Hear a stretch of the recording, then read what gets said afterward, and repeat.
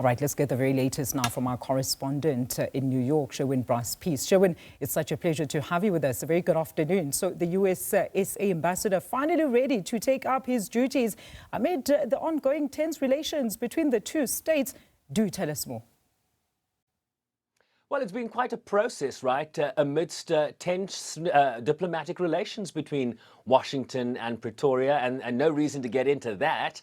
But also a long process here for Leo Brent Bozell III. He was nominated in March. He only got his confirmation hearing in October. And then, due to various Senate processes, was part of a block vote, a shifting of the rules in the Senate, where it allowed the Republicans to move a block of 97 nominees forward and put that to one vote. So he was confirmed in December and of course became then the Ambassador-Designate. And then you saw that picture posted by the US Embassy in Pretoria, where he was being sworn in alongside his wife, holding the Bible, and being sworn in there by Republican Senator Ted Cruz. So the timeline, Alicia, as you well point out in that introduction, we don't know exactly when he will be arriving in South Africa. We've reached out to the presidency, we've reached out to the Department of International Relations and the US Embassy, but none of them have confirmed when he will arrive and when we will see him present his credentials to President Ramaphosa. There were some questions as to whether South Africa would, acquiesce to this nomination, and it appears, despite confirmation or lack of confirmation to that effect, it appears certainly that Bozell will be arriving in South Africa and will very likely be presenting his credentials to President Ramaphosa. Just a little bit on those tensions there, Sherwin, because, I mean, I suppose it is going to come up, because you heard in my intro there, Ambassador Bozell did promise in his October confirmation hearing that he will be here to communicate Washington's objectives to what he calls South Africa's geostrategic drift from non-alignment. How is that going to be received, you perceive, by Pretoria? Yeah, it's a good one, Alicia. And remember the additional tension of the arrest of those Kenyan operatives that were working under the auspices of the United States Embassy in Johannesburg, where they were vetting possible Afrikaner refugees for transfer to the United States. That created some tension. There's been some reporting from the Reuters news agency that there has been a subsequent meeting between Mark Dillard, who is the charge d'affaires of the US Embassy in Pretoria, with senior leadership of the Department of International Relations. And the broad takeaway from that reporting is that the South Africans have agreed not to interfere in the refugee program that seeks to transfer so-called persecuted Afrikaners to the United States. So that process will continue, but it adds another veil, or another layer to what has been a tense relationship between Pretoria and Washington writ large. I'll tell you what Bozell said in his confirmation hearing, Alicia. You talk about how he's going to present, certainly push forward US objections to South Africa's geopolitical strategies, its foreign policy. He said in his confirmation hearing, and I'll quote him here, "In addition to supporting US citizens in South Africa, I will work on the following priorities: communicating our objections to South Africa's geostrategic drift from non-alignment towards our competitors, including Russia, China, and Iran. I'll press South Africa to end its proceedings against Israel before the International Court of Justice." Of course, that long-standing process now in terms of South Africa seeking the court's ruling on whether a genocide has taken place in Gaza. That process, as you well know, continues. He will also pressure South Africa to withdraw its support for international criminal court proceedings, where they have issued warrants of arrest for no less the Prime Minister of Israel, Benjamin Netanyahu, and his former Defense Secretary, Mr. Gallant. And then also he believes that, he will also advance the president's invitation to Afrikaners who wish to flee unjust racial discrimination. And he will explore how they can support the South African government in terms of removing violent threats in the country.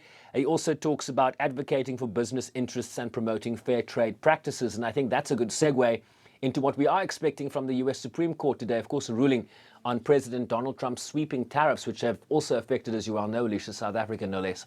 Please go ahead on that, Sherwin, because that was my next question. We are, of course, awaiting that Supreme Court ruling on those tariffs. I mean, what are the expectations on the ground? Well, essentially, the Supreme Court put on its website that today will be a ruling decision day. So that just tells us that they're going to be handing down some decisions, some of their opinions today. And there are, of course, a number of cases that are before the Supreme Court, very important cases, in addition to the expected decision on tariffs. So we don't know for sure that the court is going to rule on tariffs today. There is an expectation that it could come today, but it could also come early next week as these decisions play out. But it is a very important decision because, as you well know, two lower courts have already ruled against the legality of the reciprocal tariffs. Essentially, the courts, the president has used what is called the International Emergency Economic Powers Act of 1977, a law authorizing the president to regulate international commerce during a national emergency. So some of the questions that might be ventilated in terms of answers from the Supreme Court is whether a trade deficit that the US president has used to assert a national emergency is in fact an emergency that would then invoke the Emergency Economic Powers Act of 1977. But another pressing issue is whether the president has the authority to levy taxes. Essentially, tariffs are a tax. And, the jurisprudence in the United States, the Constitution gives Congress the purview of taxation. It is Congress's authority in terms of being able to impose taxes, right? Tariffs. And so the question then becomes, did the president exceed his legal authority in imposing these tariffs?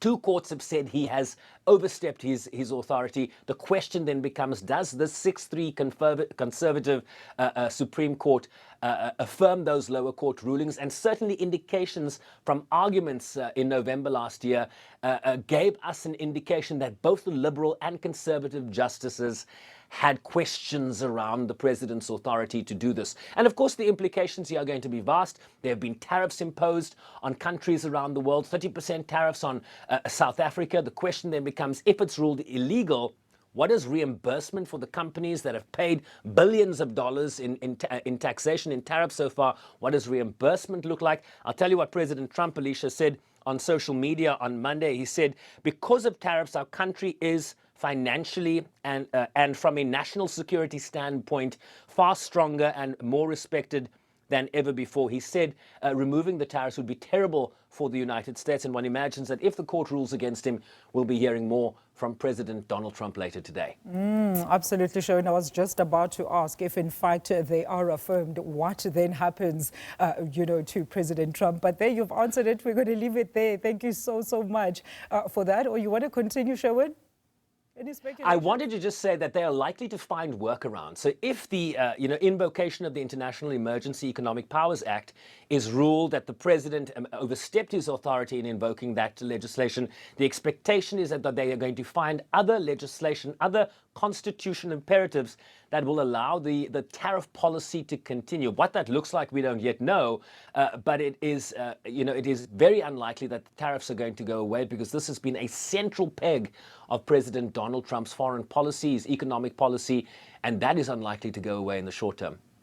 We are all waiting with bated breath for that ruling. Sherwin, thank you so much. As always, very insightful engagement there. That is SABC News US correspondent Sherwin Bryce-Pease joining us from New York with, of course, that Supreme Court ruling that is expected on later today on the tariffs, as well as, of course, our ambassador, Brent Bozell III, that has since been confirmed, and he is set to arrive here in the country later on this month.